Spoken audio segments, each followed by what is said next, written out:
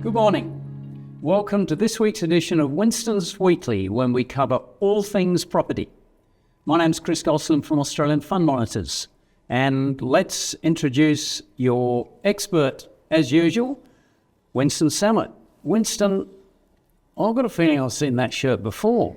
You probably have. It's part of my repertoire, but it's one of my favourite shirts. That's why I'm wearing it again. Right. Okay. Right. Well, now we've got the important thing out of the way. Let's talk about property.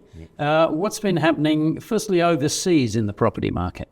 Well, we've had a couple of instances of rate cuts in Europe and also in New Zealand. So the indications are that the central banks are being much more realistic in terms of their outlook for inflation. And it is coming down. In some places, it's not coming down as quickly as possible, and that's the situation here in Australia. The US market, there's been a bit of data coming out in terms of retail sales, and that's sort of supported the situation in terms of the outlook for rate cuts by the Fed in September. Now, whether it's 25 basis points or 50 basis points remains to be seen, but it's pretty well assured that there will be a cut in the US in September, which will be positive for equities. Just turning domestically, that's probably not the situation here. Certainly not the situation here. Our inflation rate is remaining stubbornly high. We also had some pretty strong employment numbers that came out a couple of days ago, and I think that sort of emphasises the fact that the RBA will not look to cut rates, and in fact the probability of a rate rise has increased slightly since those numbers were released. So we'll just have to wait to see. Well, certainly if you look at the chart on inflation, it peaked December 2022, over 8%, dropped to 3.4% 12 months later, last December. As you say, it's stayed stubbornly high since then, and it's now around the 4% mark. Yeah. I don't think the RBA has got much choice. Yeah. Well, we've had our interest rates here have been lower than they were in the US, and so we're starting from a lower base to start with. And so to cut from these levels at this point, given where inflation is probably the wrong way to go. Okay. Let's turn specifically to the property sector, which is very influenced by interest rates and inflation.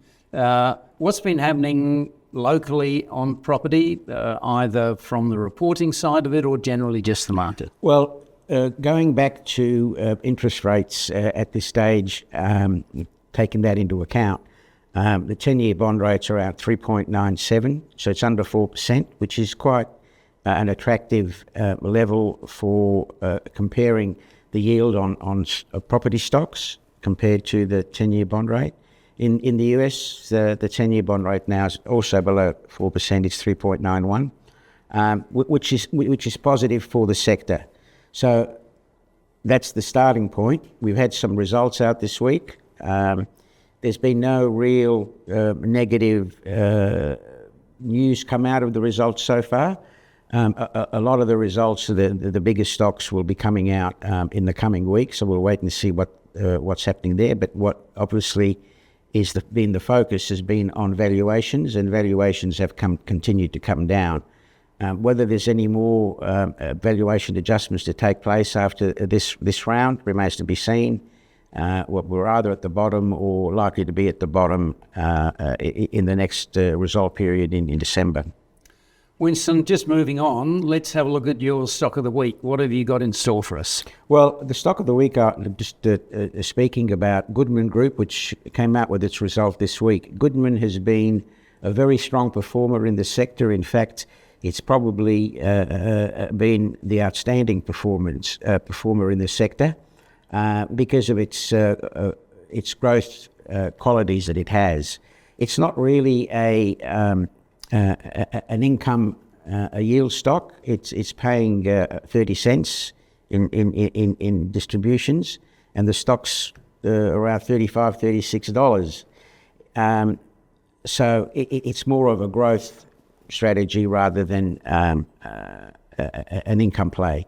Now, it came out with its results, and its guidance is for 9% EPS growth. Now, generally speaking, at the start of the year, Goodman's are fairly conservative. So analysts are sort of looking at a 10, 11, 12% EPS growth, and we'll see Goodman's probably ratchet that up over time. The interesting thing is that their main focus in terms of where they're looking for some pretty good, strong growth is in the data center area, and they're ramping up their developments and so on in the data center space, which is quite strong at the moment. And given all the situations with AI and the computer cloud and so on, is probably a good space to be. Unfortunately, even though the result was good, the stock actually came off a little yesterday after the announcement. But I expect that it's primarily a function of people taking some profits, given where it's been, and probably redeploying those funds into other sectors as the results come through and they find some better value elsewhere. Winston, looking forward to next week. What's on the horizon? Well, a number of the largest stocks will come out with their results next week. Charter Hall, Dexus, and so on. Over the next couple of weeks, we've got Scentre as well. So they're the ones that we'll be focusing on. And the two areas of focus will be what they're doing with valuations, and secondly, the prospects, what's the outlook is for the next 12 months in terms of supply, demand, rental growth, if any, and the levels of incentives, which have been creeping up a little bit over recent times. And if they miss expectations, of course, they get absolutely hammered in the market. Yeah, well, this is the issue. We actually saw that 2 weeks ago when Mirvac came out and basically slashed a lot of the numbers that they were projecting, and the market did actually punish it as a result. So if you don't deliver what is expected, you'll get trashed. Sure. Winston, thanks for your time today and your insights. We'll be back with another edition next week. Look forward to seeing you then. Thank you. Thank you.